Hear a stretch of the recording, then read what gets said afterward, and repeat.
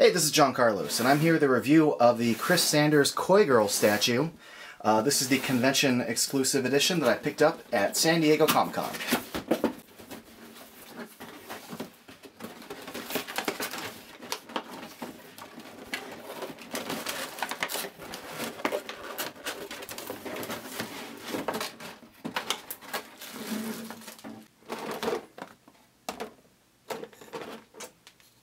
When I was at his booth at ComicCon this year, I had Chris Sanders sign the base.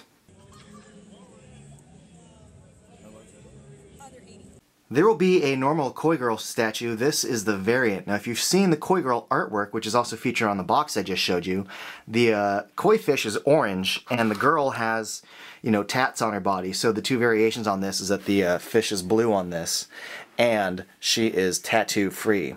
But this is a really cool variant. Personally, I just like the color blue. But also, this is just a cool looking statue with a really great design. Obviously, I'm a massive Chris Sanders fan, so I'm biased to like this. But I think what they've done here is really, really cool. I believe this is a vinyl statue. It feels like vinyl, it looks like vinyl, and it's made by mindstyle, who partners with Funko for stuff. So I think that is an accurate kind of assessment. Now, the translation of Chris Sanders' original design into 3D reality is just astounding. Like, I gotta say, this is really, really strong work. It translates really well into, sculpt form. So let's go in for a closer look at the statue itself, because, I can just detach it from the base. It just kind of clips on. Her eyes are very well painted. The paint on this is just great. Like, the lips, her shirt, the little earrings in the hair, and even her hat. She's got this little tiny Russian writing on the edge of the hat there, and just that little crest there. Looks really, really good. The sculpting of her hair and the way her arm gets lost in the hair is really cool looking. The way it's kind of flowing upward, presumably because she's going downward. But that windswept effect looks really, really good. The dimensions of her, if you've seen Chris Sanders' art, he draws people, particularly women, really well with good kind of meaty curved lines, and her the lines of this figure look really, really cool. And the little details of her outfit are well done, like the laces on her boots, the little bottom of her boots have that texture to them.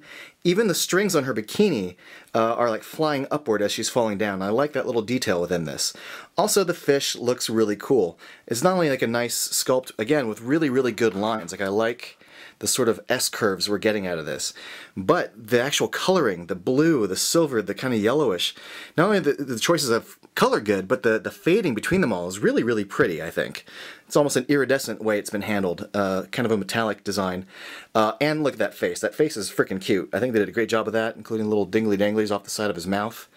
And just, the pose she's in, the way she's riding it, the basicness of her hand, the little basic articulation of her fingers. It's very specific, and I dig that.